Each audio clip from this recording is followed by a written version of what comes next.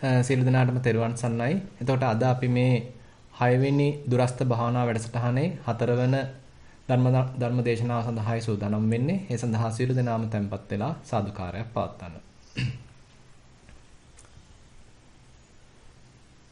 නමෝ තස්ස භගවතෝ අරහතෝ සම්මා සම්බුද්දස්ස නමෝ තස්ස භගවතෝ අරහතෝ සම්මා සම්බුද්දස්ස නමෝ තස්ස භගවතෝ අරහතෝ සම්මා සම්බුද්දස්ස උපය උපාදාන අභිනිවේෂ විනිබද්ධෝ කෝ අයං කච්චාන ලෝකෝ යේ භුයේ නාති. ශ්‍රද්ධාවන්ත පින්වත්නි, අපි මේ දුරස්ත භාවනා වැඩසටහනට මාතෘකා වශයෙන් තබා ගත්තේ නිදාන සංයුක්තයේ එන එහෙමත් නැත්නම් සංයුක්ත නිකායේ නිදාන සංයුක්තයේ එන කච්චානගොත්ත සූත්‍රය. කච්චානගොත්ත සූත්‍රය විශේෂයෙන්ම සම්මා දිට්ඨියේ ටිකක් ගැඹුරු පැත්තක් අපිට පෙන්ලා දෙන සූත්‍රයක්. බුදුරජාණන් වහන්සේ හම්මුවට පැමිණෙන කච්චාන කියන ස්වාමින් වහන්සේ බුදුරජාණන් වහන්සේගෙන් ඍජුවම ප්‍රශ්න කරනවා. ස්වාමීනි, භාග්‍යවතුන් වහන්සේ මේ සම්මා දිට්ඨි කියලා කියනවා. කෙතකින්ද කෙනෙක් සම්මා දිට්ඨි සහිත වූවෙක් කෙනෙක් වෙන්නේ සහිත වූවෙක් බවට පත් වෙන්නේ කියලා බුදුරජාණන් වහන්සේගෙන් ප්‍රශ්නයක් නගනවා. ඉතින් එතෙන්දී බුදුරජාණන් වහන්සේ දෙන පිළිතුර බොහොම ගැඹුරු පිළිතුරක්. එකපාරටම කෙනෙකුට වටහා ගන්න අමාරුයි මොකද්ද මේ කියන්නේ කියලා. ඉතින් අපි පොඩ්ඩක් මිච්ඡා දෘෂ්ටියක් කියන්නේ මොකද්ද කියලා මුලින්ම යම් පමණකින් සාකච්ඡා කළා. එතනදී බුද්ධ කාලීනව තිබිච්ච ඒ යම් යම් මිත්‍යා දෘෂ්ටීන් දස වස්තුක මිත්‍යා දෘෂ්ටියක් වශයෙන් පෙන්ලා දීලා තියෙනවා. ඉතින් ඒ බඳු මිත්‍යා දෘෂ්ටීන් ඊට ළඟින් යන දේවල් අද කාලේ වුණත් තියෙන්න පුළුවන්. ඉතින් අපි ඒ මිත්‍යා දෘෂ්ටීන් ගැන යම් පමණක සාකච්ඡාවක් පළවෙනි දවසේ කළා. ඊට පස්සේ බුදුරජාණන් වහන්සේ පෙන්නන සම්මා දිට්ඨිය කුමක්ද කියන කාරණේ සම්බන්ධයෙන්ුත් අපි යම් පමණක විග්‍රහයක් කළා. මොකද එතනදී බුදුරජාණන් වහන්සේ පෙන්නනවා මේ සම්මා දිට්ඨිය කියන එක දෙආකාරයි කියලා. එකපාරටම ගැඹුරක් පෙන්වන්න කලින් බුදුරජාණන් වහන්සේ සම්මා දිට්ඨිය කියන එක දෙආකාරයි කියලා කියනවා. ඒ කියන්නේ එතෙන්දී පෙන්වන එක පැත්තක් තමයි ලෞකික සම්මා දිට්ඨිය. ඒ ලෞකික සම්මා දිට්ඨිය සම්බන්ධයෙන් බුදුරජාණන් වහන්සේ කියනවා ඒක ආශ්‍රව සහිතයි, පුණ්‍ය පක්ෂයේ පිහිටලා තියෙනවා. ඒ වගේමයි ඒබඳු සම්මා දිට්ඨියක් යම්කිසි කෙනෙක් අනුගමනය කළොත් එයාට ඒකේ ප්‍රතිඵලයක් වශයෙන් එයා සුගතිගාමී වෙන්න පුළුවන්. එහෙමත් නැත්නම් ඒ සුගතිගාමී වුණාට පස්සේ එයාට යම් යම් උපදි සම්පත්, සැප සම්පත්, භවභෝග සම්පත්, රූප සම්පත් මේ ආදී වශයෙන් අපි සාමාන්‍යයෙන් ඒ සලකන අපේ හිත සතුටු කරන ඒ යම් හෝ සම්පතක් තියෙනවා නම් අන්න ඒ බඳු සම්පත් අපි බලාපොරොත්තු වෙන ප්‍රාර්ථනා කරන යම් යම් සම්පත් මේ බඳු සම්මාදිට්ඨියක් මත පිහිටා කටයුතු කිරීම නිසා ලැබෙන්න පුළුවන්. ඉතින් ඒකට කියන්නේ සාසවා පුඤ්ඤ භාගියා උපදි වේපක්කා කියලා ඔන්න එක පැත්තක් බුදුරජාණන් වහන්සේ පෙන්වනවා. ඉතින් අපි ඒක ගැනත් සෑහෙන දුරකට සාකච්ඡා කළා. එතනදී අපි මතක් කරගත්තා දානයේ තියෙන ආනිසංස සම්බන්ධයෙන් යම් කිසි කෙනෙකුට අනුග්‍රහයක් වශයෙන් දෙන දානයක්, පූජාවක් වශයෙන් කරන දානයක්, මේ කොයියම් ආකාරයකින් හෝ අපි දෙන දානයක තියෙන ආනිසංස අපි ටිකක් මතක් කරගත්තා. ඒකේ ආනිසංස සහිතයි, ඒකේ ඵල විපාක සහිතයි කියලා බුදුරජාණන් වහන්සේ මුලින්ම පෙන්ලා දෙනවා. ඊට පස්සේ තව පැත්තකින් කියලා දෙනවා මේ කර්මඵලයේ පැත්තෙන්. ඒ කියන්නේ අපි යම්කිසි හොඳ වැඩක් කළොත් ඒකේ හොඳ විපාක භුක්ති විඳින්න හම්බ වෙනවා.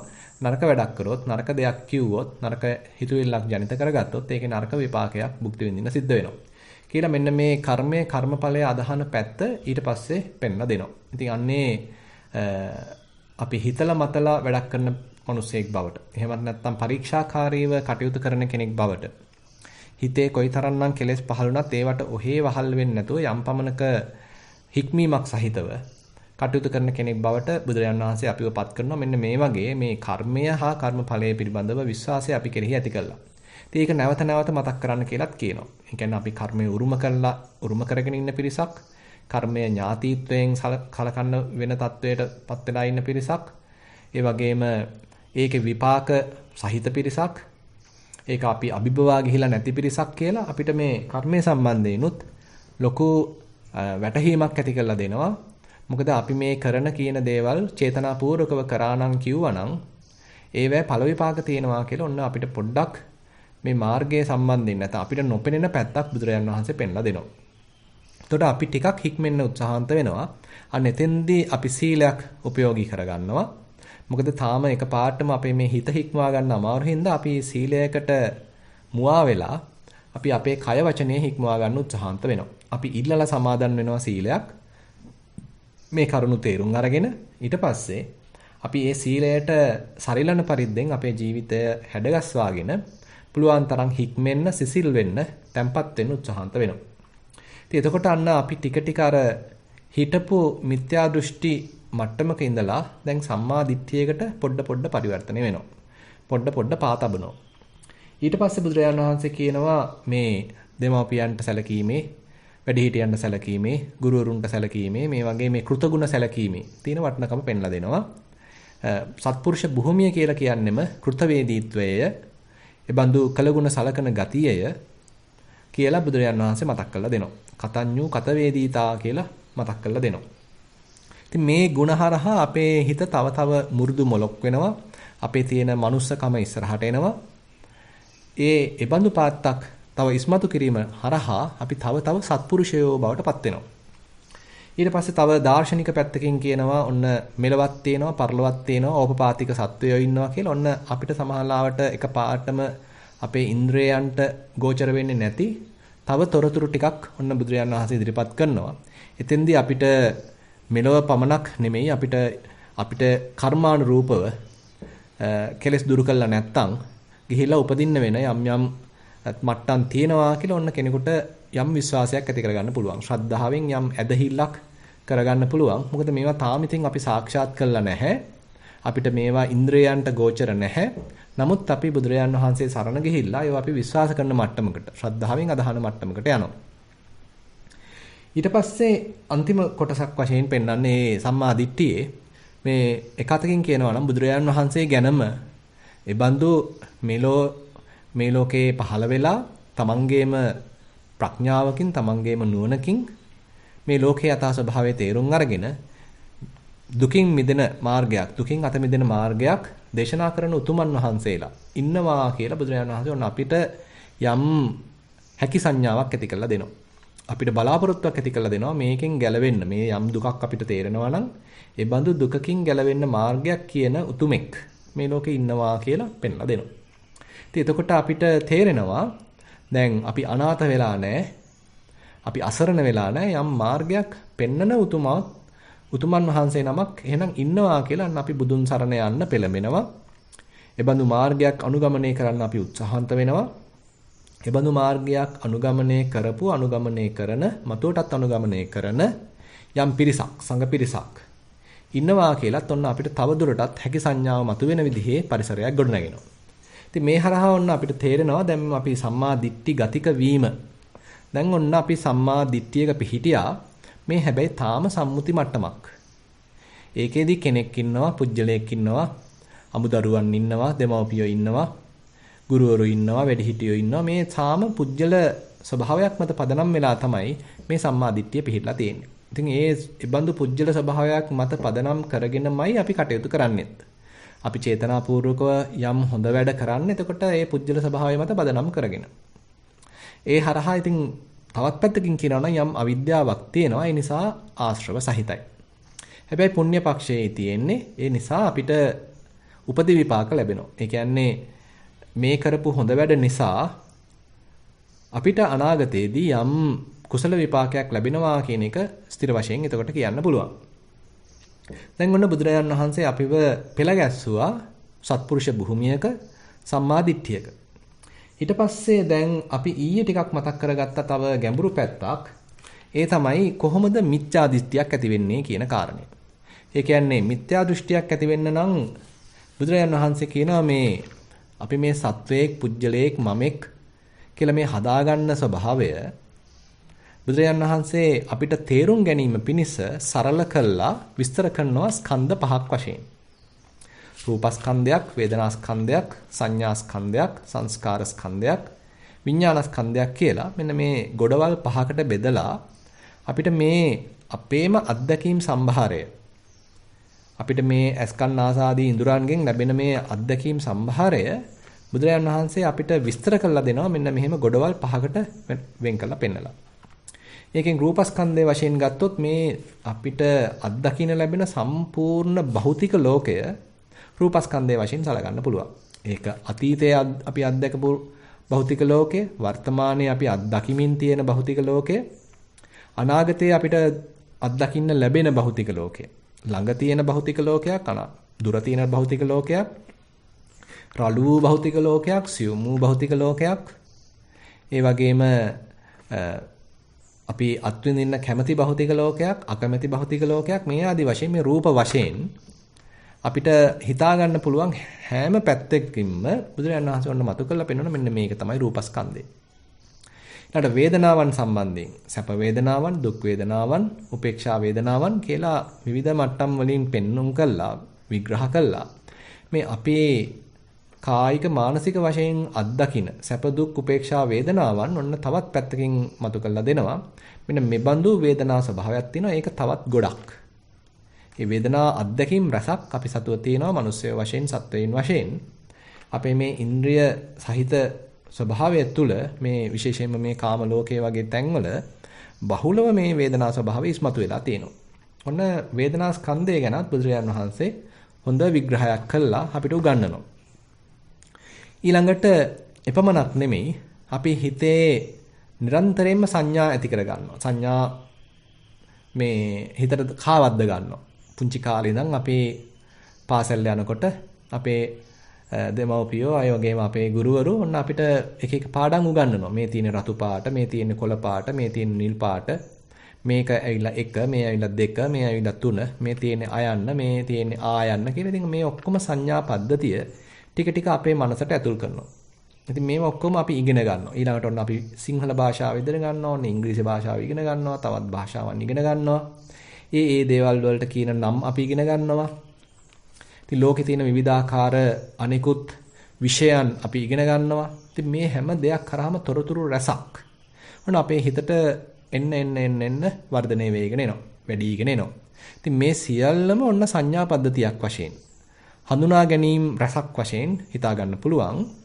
ඉතින් එතකොට රූප සංඥා, රූප ආශ්‍රිතව අපි ඇති කර ගන්නා සංඥා, ඒ වගේම සද්ද ඇසුරෙන් අපි ඇති කර ගන්නා සංඥා, ඊළඟට ගඳ සුවඳ ආශ්‍රයෙන් අපි ඇති කර ගන්නා සංඥා, රස සම්බන්ධයෙන් අපි ඇති කර ගන්නා සංඥා, ඊළඟට දිවට දැනෙන රස සම්බන්ධයෙන් අපි ඇති කර ගන්නා සංඥා, කයට දැනෙන ස්පර්ශයන් සම්බන්ධයෙන්, පහස සම්බන්ධයෙන් අපි ඇති කර ගන්නා සංඥා, මනසටත් විවිධාකාර වශයෙන් මනක්කල්පිතව හෝ අපිට ඇති කරගන්න පුළුවන් සංඥා විදිහට බොහොම පුළුල් සංඥා ශේස්ත්‍රයක් අපේ මේ අත්දැකීම් සම්භාරය ඇතුලේ තියෙනවා. ඒක කෙතරම් අපිට කාවැදලා තියෙනවද කියනවා නම් හරියට වතුරේ ඉන්න මාළුවෙක් වතුරේ ඉන්න බවවත් නොතේරෙන මට්ටමට අපි මේ සංඥා ලෝකයක කිමිදෙමින් ඉන්නවා කියලා කියන්න පුළුවන්. අන්න ඒ බඳු සංඥා ලෝකයකයි අපි ගත කරන්නේ කියලා අන්න බුදුරජාණන් වහන්සේ පොඩ්ඩක් අපේ නුවණ පාදනවා. අපිට කියලා දෙනවා මෙන්න මේ බඳු තත්වයක් තියෙන්නේ. කියලා ඔන්න කියලා දෙනවා. ඉතින් ඊටත් එහා ගිහිල්ලා ඔන්න තව තියෙනවා අපේ හිත මැදිහත් වෙලා කරන සංස්කරණයන්. අපේ හිතට සංඥාවක් ආවම අපි නිකන් ඉන්නේ ඒක එහාට මෙහාට දාලා වෙනස් කළා, අඩු වැඩි කළා, බෙදලා ಗುಣ කළා අපි ඒව තව තව සකස් කරගන්නවා. අපිට ඕන විදිහට, අපිට සරිලන විදිහට, අපේ කෙලෙස් වැඩෙන විදිහට අපි අපේ හිතට එන සංඥාවන්, අපේ හිතට එන අරමුණු අපි සංස්කරණය කරනවා. රූපයක් ආවහම රූපය සංස්කරණය කරනවා. වේදනාවක් අත්දැක්කහම මේ වේදනාව සංස්කරණය කරනවා. සකස් කරනවා. අපිට ගැළපෙන විදිහට වෙනස් කරනවා. අඩු වැඩි කරනවා. ඊළඟට සංඥාවක් ආවත් ඒකත් තවත් අඩු වැඩි කරනවා. අපි හිතමු ඔන්න අපේ පුංචි දරුවෙක් මතක් වුණා. ඉතින් මේ දරුවා කෑවද, බිව්වද, දැන් වයස කොහොමද, ඉස්කෝලේ ගියාද දන්නේ නැහැ.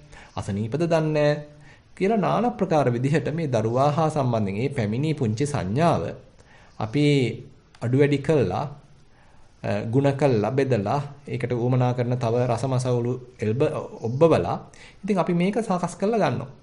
ඒ වගේමයි හිතට යම්කිසි වෙනත් චේතනාවක් පහළ වුණා නම් මෛත්‍රියක් පහළ වුණා නම් රාගයක් පහළ වුණා නම් ද්වේෂයක් පහළ වුණා නම් ඒක එපමණකින් අපි නතර කරන්නේ නැතුව අඩු වැඩි කළා ඒක එක හත කළා ඔන්න දන්නේම නැතුව ඒ හිතට එන තාක් යම් යම් සංස්කාරයන් අපි තව තව සංස්කරණයට බඳුන් කරනවා. ඒ වගේමයි ඉතින් හිතට මතුවෙන විවිධාකාර දැනීම්. ඇහෙන් රූපයක් දැනගන්නා ස්වභාවය, කනෙන් ශබ්දයක් දැනගන්නා ස්වභාවය, දිවෙන් රසක් දැනගන්නා ස්වභාවය. එපමණකින් නතර කරන්නේ නැතුව දැනීම් මාත්‍රයකින්, විඳීම් මාත්‍රයකින්, ඇසීම් මාත්‍රයකින්, දැකීම් මාත්‍රයකින් නතර නොකර අපි ඒවා තව තව සංස්කරණය කරනවා. ඒවා මත අපි තව තව වර්ධනය කළා, ඒවා තව තව සකස් කළා. ඔන්න විඥානත් සංස්කරණය කරනවා. ඉතින් මෙන්න මේ වගේ පුදුමාකාර සංස්කරණයක් අපේ ඇතුලේ අපේ හිතේ සිද්ධ වෙනවා. අන්න ඒ සියලු සංස්කරණ රැස බුදුරජාන් වහන්සේ සංස්කාර ස්කන්ධයක් වශයෙන් පෙන්ලා දෙනවා. ඊට පස්සේ දැනීම ඇසකින් රූප දැන ගැනීම. ඇසක් අනුසාරයෙන් රූපයක් ස්පර්ශ වුණාම නැත්නම් ඇසකට රූපයක් මුලිච්ච වුණාම ඇසක් හා රූපයක් එකට ස්පර්ශ වුණාම ඔන්න චක්කු විඥානයක් කියලා මේ රූපය ගැන යම් දැනීමක් පහළ වෙනවා. ඊළඟට කනට සද්දයක් මුලිච්ච වුණාම එතන දැනගැනීමක් පහළ වෙනවා සෝත විඥාන කියලා අපි කියනවා. ඊළඟට දිවට රසක් ස්පර්ශ වුණාම දිවත් රසත් නිසා අන්න ජීවහා විඥානයක් පහළ වෙනවා. ඊළඟට කයට ස්පර්ශයක් හමු වුණාම එතන කාය විඥානයක් පහළ වෙනවා. මනසට යම් අරමුණක් ආවහමත් ඒක දැනගන්නා මනෝ විඥානත් පහළ වෙනවා. ඉතින් මේවා මේ කෙටියෙන් කිව්වට මෙතන හරි සංකීර්ණ ක්‍රියාදාමයක් සිද්ධ වෙන්නේ. නමුත් බුදුරජාණන් වහන්සේ අපිට මේක තේරුම් ගන්න පුළුවන් විදිහට හැකි පමණින් සරල කළා කියලා දෙනවා. ඉතින් එක්තරා අවස්ථාවකදී බුදුරජාණන් වහන්සේම කියනවා මම මේ තරම් විස්තර කළත් මේ තරම් පැහැදිලි කළත් මේ තරම් සරල කළා කියලා දීලත් මේ අයට තේරෙන්නේ නැත්නම් ඉතින් ඒක මේ මොනව කරන්නද කියලා නිකන් හරියට නිකන් සංවේගයෙන් වගේ කියපු අවස්ථා පවා මේ සූත්‍ර දේශනාවල හම්බ වෙනවා. ඉතින් ඒකාතකින් මේ බුදුරජාණන් වහන්සේ මේ අපේ අත්දැකීම් සම්භාරය අපි මේ මමෙක් හදාගෙන අනුන් හදාගෙන අපි මේ අත්දැකීම් රසක පැටලලා ඉන්න මේ පැටලවිල්ල මෙන්න මේ ස්කන්ධ පහකට දාලා බෙදලා වෙන් කළා පහසු කළා විස්තර කළා මෙන්න මෙහෙමයි මෙන්න මේ දේ සිද්ධ වෙන්නේ කියලා ඔන්න අපිට යම් විග්‍රහයක් කරලා පෙන්නනවා. ඉතින් ඒක ගැන අපි ටිකක් ඊයේත් සාකච්ඡා කරන්න උත්සාහන්ත වුණා. දැන් මේ රූපයන් සම්බන්ධයෙන් අපේ හිතේ විවිධාකාර කැමැත්තන් පහළ වෙනවා. අපේ හිතේ රාගයක් ඇති වෙන්න පුළුවන්. ඒක ගැනම ඇල්මක් ඇති වෙන්න පුළුවන්. ඒ ගැනම අපි සතුටු වෙන ස්වභාවයක් ඇති වෙන්න පුළුවන්. ඒ ගැන තණ්හාවක් ඇති වෙන්න පුළුවන්. දැඩි ඇලීමක් ඇති වෙන්න පුළුවන්. ඉතින් මේ බඳු තත්ත්වයක් අපේ හිතේ තියෙනවා නම් අන්න අපි සත්ත්ව කියන නමින් හඳුන්වනවා කියලා බුදුරජාණන් වහන්සේ කියනවා. ඒ වගේමයි වේදනා සම්බන්ධයෙන්, ඒ වගේමයි සංඥා සම්බන්ධයෙන්, ඒ වගේමයි සංස්කාර සම්බන්ධයෙන්, ඒ වගේමයි දැනගැනීම සම්බන්ධයෙන් මේ අපි මේ කතා කරපු මේ ශේෂ්ත්‍ර පහ, මේ ගොඩවල් පහ ගැන අපේ හිතේ ඇලීම් තියෙන තාක්, බැඳීම් තියෙන තාක්, දැඩි ග්‍රහණයක් තියෙන තාක් ඊළඟට මේවා අල්ල බදාගෙන ඉන්න තාක් අපි සත්ව කියන නමින් හඳුන්වනවා කියලා කියනවා. සත්වෝ කියලා කියන්නේ එතකොට මෙන්න මේ ඇලීම්, අල්ලා ගැනීම, දැඩිව ගැනීම සහිත තනත්තාට තමයි සත්වෙක් කියලා කියන්නේ. ඉතින් එතකොට දැන් අපිට සිද්ධ වෙනවා එහෙමනම් දැන් මේ බුදුරජාණන් වහන්සේ දැන් ටිකක් විස්තර කරලා දෙන මෙන්න මේ අපේ අත්දැකීම් සම්භාරය පොඩ්ඩක් මේ බුදුහාමුදුරු පෙන්නන මේ ශේස්ත්‍රයට දාලා ඔන්න දැන් අපි පොඩ්ඩක් විමසිල්ලක් විග්‍රහයක් කරන්න ඒ ඔස්සේ පොඩ්ඩක් අපේ මනස විහිදුවන්න ඒ ඔස්සේ අපි පොඩ්ඩක් චින්තාමය ඥානයක් ඇති කරගන්න උත්සාහන්ත වෙනවා. සුතමේ ඥානයක් මේ බුද්ධ වචනයක් ඇහුම්කන් දීලා ඒක පොඩ්ඩක් අපේ හිතේ ධාරණය කරගෙන මෙන්න මෙහෙම දෙයක්ද ඇත්ත වශයෙන්ම මෙතන වෙන්නේ කියලා අපිත් පොඩ්ඩක් අපේම මේ අත්දැකීම් මේ කොටස් පහේ දාලා බලන්න ඔන්න ටිකක් උත්සාහන්ත වෙනවා. ඉතින් අන්න ඒ අපි තුල ඇති කරන ඒ අවබෝධය බුදුරජාන් වහන්සේගෙන් අපිට ගන්න වෙනවා. ඒ කියන්නේ මේ මූලික දැනුම බුද්ධ වචනයට ඇහුම්කන් දීම බුදුරජාන් වහන්සේගෙන් ගන්න වෙනවා. ඒක යෝනිසෝ මනසිකාරයක් කියලා කියන්න පුළුවන්. ඒක පරතෝ ഘോഷයකින් අපිට ගන්න පුළුවන්. ඒ කියන්නේ අනුන්ගෙන් අහලා බුද්ධ වචනයකට ඇහුම්කන් දීලා යම් පමණක එතකොට නුවණක් චින්තාමය ඥානයක්, සුතමය ඥානයක් අපිට අවදි කරගන්න පුළුවන්.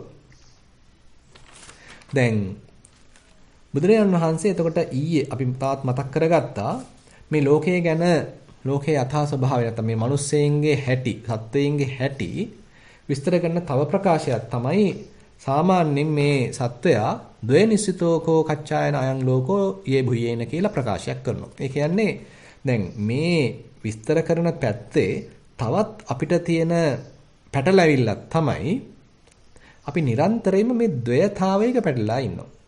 අපේ හිත නිරන්තරයෙන්ම අන්ත දෙකක දෝලණය වෙන ස්වභාවයක් තියෙනවා. එක්කෝ අපි තියනවා කියලා ගන්නවා, එහෙම නැත්නම් ඔන්න නැහැ කියලා ගන්නවා. ඇත කියලා ගන්නවා, එහෙම නැත්නම් නැත කියලා ගන්නවා. එක්කෝ තමුන් කියලා ගන්නවා, නැත්නම් අනුන් කියලා ගන්නවා. එක්කෝ සුදු කියලා ගන්නවා, ඔන්න කළු කියලා ගන්නවා. ළඟ කියලා ගන්නවා, දුර කියලා ගන්නවා. දවල් කියලා ගන්නවා, රාත්‍රී කියලා ගන්නවා. ඉතින් මේ ආදී වශයෙන් අපේ මේ අත්දැකීම් අපි හැම තිස්සෙම අන්ත දෙකකට දාලා හැම තිස්සෙම බෙද බෙදා ඒවත් එක්ක හිතන ගතිය, ඒවත් එක්ක පැටලෙන ගතිය, අපේ හිත, අපේ සිතුවිලි ධාරාව මේ අන්ත දෙක ඔස්සේ විහිදුවන ගතියක් තියෙනවා. ඉතින් අපි හැබැයි මේ අන්ත දෙක හරිම දැඩිව තමයි ගන්නෙ. ඉතින් දැන් මේ දවස්වල සුදු කළු බෙහෙදය සම්බන්ධයෙන් ලොකු ප්‍රචාරයක් යනවා. සුදු මිනිස්සෙක්ව ඔන්න ඝාතනය කරා කියලා. ඉතින් මේ කළු මිනිස්සෙක්ව ඝාතනය කරා කියලා. දැන් මේ සුදු කළු බෙහෙදය හරහා ඉතින් අපි ලොකු දැන් මනසේ ව්‍යාකූලත්වයක් ඇති කරගෙන තියෙනවා. ඉතින් අපි ආයිති සුදු පවුලටද අපි ආයිති කළු පවුලටද කියලා ඉතින් ඔන්න ප්‍රශ්න අපිට මතුවෙනවා. එහෙම නැත්නම් දුප්පත් පොහොසත් කියලා ඔන්න අපිට අපේ හිතේ ඇති කරගන්න පුළුවන් බෙහෙදයක්. ද්වේතාවයක් ඇති කරගන්න පුළුවන්. අන්ත දෙකක් ඇති කරගන්න පුළුවන්. ඉතින් ඒ අනුව අපිට සටන් වදින්න පුළුවන්. ඒ තියා අපේ හිත බහුල වශයෙන්ම අතීතය අනාගතය කියන අන්ත දෙකෙත් සැරිසරනවා. කිසිම මොහොතක මේ මොහොතේ එළඹ වාසය කිරීමක් නැතිව අපේ හිතත් නිරන්තරයෙන්ම මොකද කරන්නේ මේ අතීතයේ වෙච්ච දේවල් ස්මරණය කරමින් මතක් කරගනිමින් ඒ ඔස්සේ සැරිසරනවා. එහෙම නැත්නම් අනාගතයේ මෙහෙම වෙයි කියලා යම් මානසික වශයෙන් අවිනිශ්චිත බවක් හදාගෙන ඒ වගේම අනාගතයේ මෙහෙම කරන්න ඕනේ අරම කරන්න ඕනේ කියලා විවිධාකාර සැලසුම් හදාගෙන පුදුම විදිහට අනාගතයේත් අපි සැරිසරනවා. එතකොට මේ අතීතාන්තයේත් අනාගතාන්තයේත් ඔන්න අපේ හිත සැරිසරනවා. ඉතින් බැලුවාම මේ අන්ත දෙකෙන් මිදිච්ච මොහොතක් හිතා ගන්න බැරි තරම් හැම අවස්ථාවකදීම අපේ හිත මොකක් හෝ අන්තයක් ඇසුරු කරමින් තමයි ජීවත් වෙන්නේ. ඉතින් ඒකයි මේ බුදුරජාණන් වහන්සේ කියන්නේ ද්වය නිශ්චිතෝ කච්චාන අයං ලෝකෝයේ භුයේන අතිතංචේව නතිතංච. ඇත කියන අන්තයේ හෝ නැත කියන අන්තයේ තමයි බහුල වශයෙන් අපේ හිත සැරිසරන්නේ. එක්කෝ නැත කියන අන්තයක් අරගෙන ඒ අන්තයෙන් සැරිසරනවා. එහෙම නැත්නම් නැත කියන අන්තයක් අරගෙන ඒ අන්තයේ සැරිසරනවා. ඉතින් මේ ඇත නැත කියලා තියෙන එක උදාහරණයක්. නමුත් දැන් මම විස්තර කරා විවිධාකාර අන්න ඒ වගේ අපිට ගන්න පුළුවන් ભેද, ගන්න පුළුවන් පැති, අන්ත අපිට තේරෙනවා. එතකොට নানা ප්‍රකාර අන්ත තියෙනවා. එක්කෙනෙක් ඔන්න පරලොවක් ඇත කියලා කියනවා, ඔන්න තව එක්කෙනෙක් පරලොවක් නැත කියලා කියනවා. එක්කෙනෙක් ඔන්න පුනර්භවයක් ඇත කියලා කියනවා, ඔන්න තව කෙනෙක් පුනර්භවයක් ඇත කියලා කියනවා. ඉතින් මේ විදිහට ඕනනම් අපිට දාර්ශනික පැත්තෙන් අරගෙන මේකේ පැටලෙන්නත් පුළුවන්. එහෙම නැත්නම් නිකං අර සාමාන්‍ය ධන ධාන්‍ය සම්බන්ධයෙන් දුප්පත් පොහොසත් වශයෙන් අරගෙන ඕනනම් පැටලෙන්නත් පුළුවන්. එහෙම නැත්නම් අපි එදිනෙදා කටයුතු කරනකොට මේ ලැබෙන අත්දැකීම් වල උනත් මේක සැපයි මේක දුකයි කියලා අන්ත දෙකක දාගෙන උනත් පැටලෙන්න පුළුවන්. ඒ තරමට මේ අන්ත දෙකෙන් එකක් ඕනම මොහොතක ඇසුරු කරන ගතියක් මේ හිතේ තියෙනවා. දැන් මොන අපිට බැලුවාම දැන් තේරෙනවා බුදුරජාන් වහන්සේ මේ අපේ හිතේ තියෙන මේ පැටලවිල්ල තමයි අපිට මේ දැන් විස්තර කරලා දෙන්නේ. මෙන්න මේ විදිහට අපේ හිත පැටලිලා තියෙනවා. බලාපල්ලා උඹලගේ හිත මෙන්න මේ විදිහට වැඩ කරන්නේ කියලා ඔන්න බුදුහාමුදුර පොඩි අභ්‍යාසයක් අපිට දෙනවා. මෙන්න මෙබඳු ස්වභාවයක් තමයි මේ පෘථග්ජන ලෝකේ තියෙන්නේ. මෙන්න මෙබඳු ස්වභාවයක් තමයි මෙන්න මේ සත්ව ලෝකේ තියෙන්නේ. මොකද්ද? හැම තිස්සෙම යම් හෝ අන්තයක් ඇසුරු කරන ස්වභාවයක්. දැන් අද මම මාතෘකා වශයෙන් තියාගත්තේ බුදුරජාණන් වහන්සේ පෙන්වන තවත් පැත්තක්. එතෙන්දී බුදුරජාණන් වහන්සේ කියනවා මේ කච්චානගත සූත්‍රයේදී උපය උපාදාන අබිනිවේෂ විනිබද්ධෝකෝ කච්චාන අයං ලෝකෝ යේ බුයේන. ඔන්න තවත් පැත්තක් පෙන්ලා දෙනවා. මේ අපේ හිත වැඩ කරන හැටි. එක අතකින් බැලුවහම මෙතන පුදුමාකාර ගැඹුරු මානසික විද්‍යාවක් පෙන්වන්නේ. මනෝ විද්‍යාවක් පෙන්වන්නේ මේ අවුරුදු 2600කට පස්සේ බුදු කෙනෙක් 2600කට කලින් බුදු කෙනෙක් පහළ වෙලා අතිශය ගැඹුරු මනෝ විද්‍යාවක් විග්‍රහ කරන හැටි. බුදුරජාණන් වහන්සේ කියනවා උපය උපාදාන අබිනිවේෂ විනිබන්දෝ කෝ අයං කච්චාන ලෝකෝ යෙබුයේන.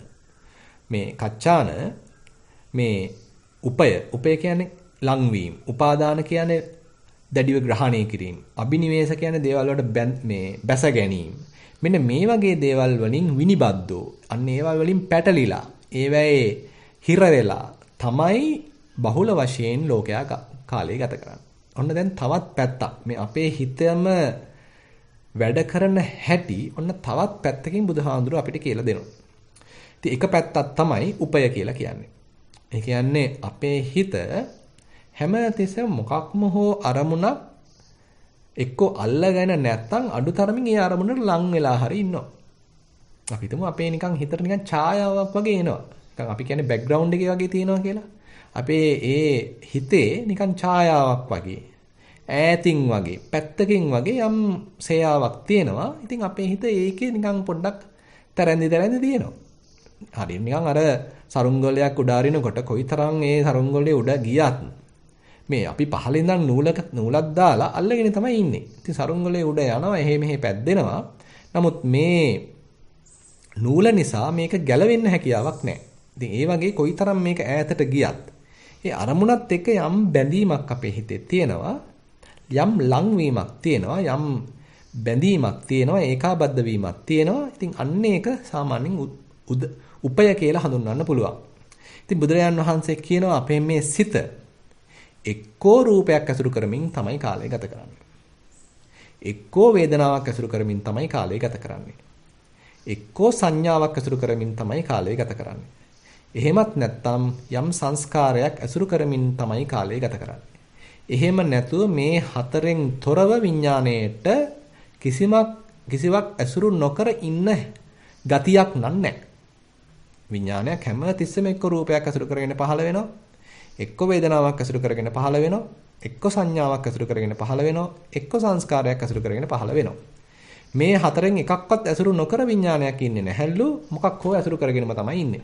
ඔන්න ඉතින් අපිට තේරෙනවා දැන් බැලුවාම මේ අපේ හිතට, මේ අපේ දැනීම් සම්භාරයට, මේ දැනුවත් බවට, මේ විඥාණයට නිකන් ඉන්න හැකියාවක් නැහැ. මොකක් හරි අල්ලගෙන මොකකට හරි ලං වෙලා තමයි යා ඉන්නේ. ඔන්න උපය කියන පැත්ත බුදුහාමුදුරුවෝ කියලා දෙනවා. ඊළඟට උපාදාන. දැන් මේ ලංවීම කෙසේ වෙතත් ලං වෙලා අන්තිමට අල්ල ගන්නවා. අන්තිමට අල්ල බදා ගන්නවා. දැඩිව ග්‍රහණය කර ගන්නවා. ඉතින් උපාදාන මට්ටමක් දක්වා ඉතින් යන්න පුළුවන්. ඉතින් මේ උපාදාන මට්ටම දැඩිව ග්‍රහණය කරගත්ත මට්ටම, අල්ල බදාගත්ත මට්ටම ඔන්න තවත් මට්ටමක් වශයෙන් දැක ගන්න පුළුවන්. ඉතින් අපේ හිත එතකොට ඉතින් වෙන දෙයක් පේන්නේ අපිට. ඒ අල්ල බදාගත්ත දේම තමයි අපිට පේන්නේ. ඉතින් සරල උදාහරණයක් කියනවා නම් ඔන්න අපි හිතමු තරුණයෙක් යම් තරුණියක්ව දකිනවා. ඉතින් එදාමයි දැක්කේ සමහර වෙලාවට මේ මීට කලින් දැකලවත් නැහැ. හැබැයි ඉතින් පොඩ්ඩක් හිතේ ඇඳුණා. යම් ඡායාවක් වගේ ඇඳුණා. ඉතින් ඒක ඇඳුණාට පස්සේ ඒක නිකන් හරියට නිකන් අර උපය වගේ. හරියට මේ පොඩ්ඩක් දැන් අන්න යම් ඇසුරක් හිතට නිකන් පොඩි ඡායාවක් වැටුණා. හැබැයි දැන් එතනින් නතර වුණේ නැහැ. දැන් ඒක ගැන ඔන්න හිතනවා. ගෙදර ඇවිල්ලා හිතනවා. වැඩට යන ගමන් හිතනවා, කෝච්චි යන ගමන් හිතනවා, වැඩ කරන ගමන් හිතනවා, කතා කරන ගමන් හිතනවා. ඔන්න දැන් පොඩ අර තිබිච්ච ඈත ගතිය ඔන්න දැන් ලංවීමක් බවට පත් වෙනවා. ඉතින් බැරි වෙලාවත් මේ කොමක් හෝ ක්‍රමයකට මේක තව ලං වුණා නම් ඔන්න අල්ල බදා ගැනීමක් මට්ටමකට, උපාදාන මට්ටමකටපත් වෙන්න පුළුවන්. ඉතින් මේවා ඉතින් මේ වැඩිහිටියන්ට තේරෙනවා. ඒ තරම්ම තේරුම් ගන්න අමාරු දේවල් නෙමෙයි. ඉතින් මේ වගේ තමයි අපේ ඇසුරක් පටන් ගන්න. ඉතින් එතකොට ඔන්න අල්ල බදා ගැනීමක් දක්වා, උපාදානයක් දක්වා, දැඩිව ග්‍රහණයක් දක්වා යන්න පුළුවන්. එතකොට ඔන්න අපේ වැඩිහිටියෙක් ඇවිල්ලා කිව්වොත් ඕක අමතක කරලා දාපන්, ඕක අත්හැරලා දාපන් කියලා කිව්වට අයින් කරන්න බෑ. මොකද දැඩි ග්‍රහණයක් දැන් තියෙන්නේ. දැන් හිතේ තියෙන්නේ බොහොම ප්‍රබල බන්ධනයක්. ඒ මට්ටමකට එන්න පුළුවන්. ඉතින් ඒක උපාදාන මට්ටමක් කියලා ඔන්න කියන්න පුළුවන්. ඊළඟට කියනවා අබිනිවේෂ. දැන් මේ අරමුණටම බැසගෙන ඒකෙමයි ජීවත් වෙන්නේ. දැන් අර මේ මට මතක් වෙනවා මේ වෙලාවේදී නන්දා මාලිනීගේ සින්දුවක් අහසසේ ඔබ අනන්තයි පොළවසේ ඔබ අනන්තයි මේ විශ්වයේ මා දකින්නේ ඔබම පමණයි. ඔබ අනන්තයි. දැන් මේ තමන්ගේ පෙම්වතා ගැන පෙම්වතියෙක් කියන ගීතයක්. දැන් මේ කොහේ බැලුවත් මතක් වෙන්නේ පෙම්වතාමයි. දැන් වෙන කිසිම කෙනෙක් මතක් වෙන්නේ නැහැ. වෙන කිසිම කවුරුවක්වත් මතක් වෙන්නේ නැහැ. දැන් මේ පෙම්වතාවමයි මතක් වෙන්නේ. අන්න අපි කියනවා අබිනිවේෂ. හොඳටම දැන් හිත ඒ අරමුණේම බැහැගෙන වෙන කිසිම දෙයක් ඔලුවට එන්නේ නැහැ. අම්මා කිව්වත් අහන්නේ නැහැ, තාත්තා කිව්වත් අහන්නේ නැහැ. ඊළඟට මේ වැඩිහිටියෙක් කිව්වත් අහන්නේ නැහැ, ගුරුවරයෙක් කිව්වත් අහන්නේ නැහැ, යාළුවෙක් කිව්වත් අහන්නේ නැහැ. ඒ අරමුණේම හිත දැඩිව බැසගෙන තියෙන්නේ. ඉතින් බුදුරජාණන් වහන්සේ කියනවා මෙන්න මේ වගේ මේ ලංවීම, දැඩිව ගැනීම, නැත්නම් ග්‍රහණය කිරීම, ඒකටම බැස ගැනීම. මෙන්න මේ වයෙන්ම පැටලිලා තමයි, ඒ වයෙන්ම හිර වෙලා තමයි මේ ලෝකේ සාමාන්‍යයෙන් බහුල වශයෙන් ඉන්නේ කියලා කියනවා. ඉතින් පින්වත්නි මේ කරන ප්‍රකාශය හරිම ප්‍රායෝගිකයි කියන්න පුළුවන්.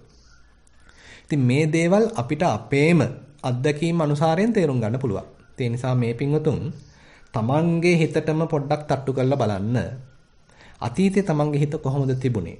කොයිතරම්නම් මේ වගේ ලංවීම මේ හිතේ තිබුණාද? යම් යම් අරමුණු ඔස්සේ ලංවීම මේ හිතේ තිබුණාද? කොයිතරම්නම් දේවල් අල්ල බදා ගත්තද? කොයිතරම්නම් දේවල් වලට බැසගෙන දැඩිව ග්‍රහණය කරගෙන ඒවැයෙන් හිත මුදව ගන්න අපහසු වෙලා අඬපු වැළපුණු අවස්ථාවන් තිබුණාද? එහෙම නැත්නම් ඒව වෙන් කරගන්න බැරි වෙලා ද්වේෂයෙන් ද්වේෂ බරිත වෙලා කෑ ගහපු බඩු පොළවේ ගහපු අවස්ථා තිබුණාද? ඉතින් මේ හැම දෙයකින්ම අපිට පේනවා අපේ හිත යමක් ඇසුරු කරමින් අල්ලා බදා ගනිමින් දැඩිව ග්‍රහණය කරමින් ඒකටම බැස ගනිමින් ඉන්න අවස්ථා එමටයි කියලා කියන්න පුළුවන්. ඉතින් මේකෙම තව පැත්තක් බුදුරජාණන් වහන්සේ පෙන්නනවා චේතසෝ අදිඨාන කියලා. ඒ කියන්නේ චේතසෝ අදිඨාන කියන්නේ දැන් අපි අරමුණක් සම්බන්ධයෙන් හිතේ ඇති කරගන්න පුළුවන් එක්තරා අන්දමක පිහිටීමක්. ඒ කියන්නේ මේක මෙන්න මේ වගේ විය යුතුයි. දැන් අපි සාමාන්‍යයෙන් දෙමව්පියෙක් දරුවෙක් ගැන ඔන්න හිතනවා. මගේ දරුවා මෙන්න මේ විදිහට වෙන්න ඕනේ. දරුවා කීකරුව දරුවෙක් විය යුතුයි. නැත්තම් දරුවා සමාජයට වැඩදායී දරුවෙක් විය යුතුයි. දරුවා ගණිතය කියන විෂයට දක්ෂ දරුවෙක් විය යුතුයි.